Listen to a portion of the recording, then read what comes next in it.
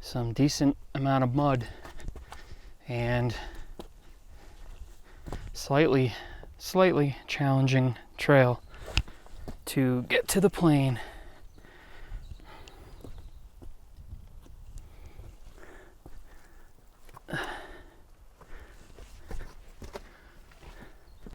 All right, here we go. Check this view out. Woo! Look how gorgeous this is.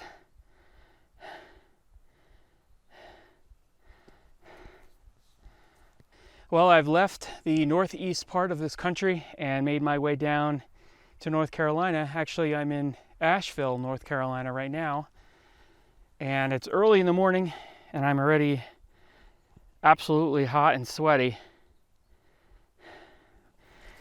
My very first adventure in North Carolina is going to be a plane crash in these mountains, in the Smoky Mountains, that happened in 1983, and it's somewhere just down these trails. But I wanted to show you that amazing view first. You can just start to see the top of the plane.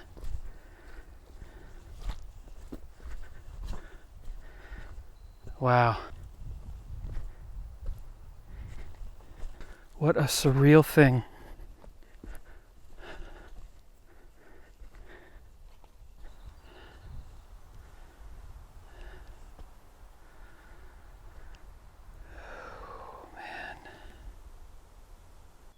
So this Cessna 414 crashed November 24th in 1983, and they were flying from West Chicago to Jackson County Airport right here in North Carolina. We're about 6,000 feet, and obviously it just crashed into the side of the mountain. Unfortunately, both of the passengers did not survive, and the cause of the crash was determined a combination of bad weather and alcohol.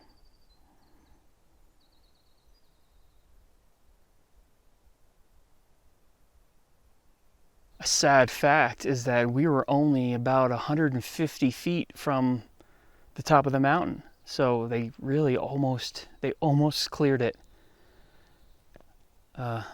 Unfortunately, almost doesn't count when you are in a plane.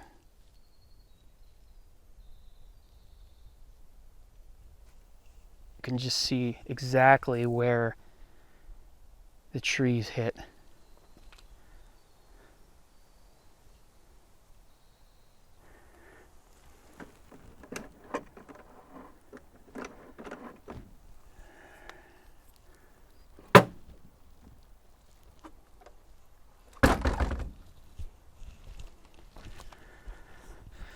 There's actually debris all over this area, and actually goes all the way down.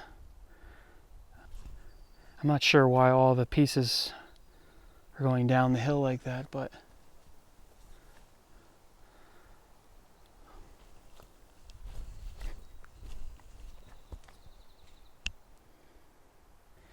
I'm not going to be able to identify too many of these parts. Obviously this is the wing, or part of it. But as you work your way down here, there's a bunch of mostly just pieces just laying all over the place. It's really impossible to say look at this. I mean, look at this. How it just tore through it.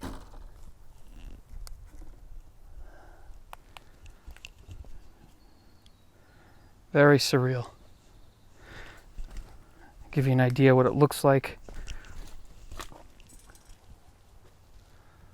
looking up at it. Look at that.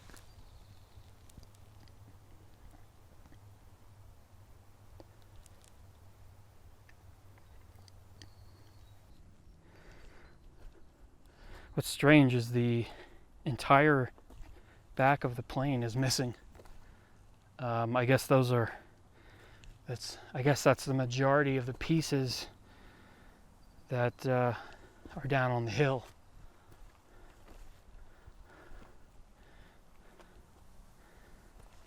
Obviously in 1983 this would have looked very different here. That little tree right there was not here. But that dead one was probably here. So who knows? It could have hit this very tree. It's hard to see, but oddly enough, it is broken off on the top. And interestingly enough, this piece of tree is sitting under the plane, very old. Obviously, it's been here, it's been here for a long time. And the immediate area doesn't have any older trees that would have been here in 1983. So that could have been at least one of the trees that they crashed into.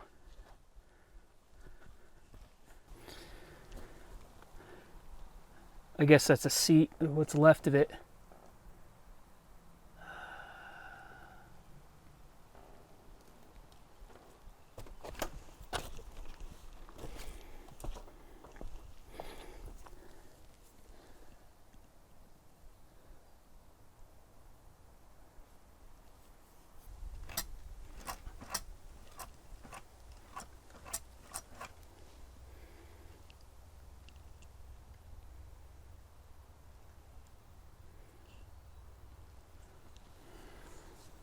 I was just thinking how strange it is that a plane that you might see sitting at an airport somewhere, or you might fly in at some point, could end up something like this. Could end up just in the woods, crashed like this for decades.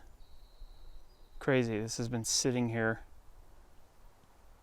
for almost 40 years. Unbelievable. This definitely isn't my first plane crash in the woods. And there are always different feelings, but the one feeling that is always there is just this odd sadness. I mean, obviously, especially with this one, 2 people died in this plane, but it's just so weird and uncomfortable to come across something like this, no matter how long it's been there. So probably not the most positive way to start off a new road trip, but it is a new road trip, and I'm going to be making my way all the way across the country, starting with this plane wreck, and we'll see what I can find or get into somewhere along the way. So hopefully you'll tune in. Thanks for watching. See you in the next video.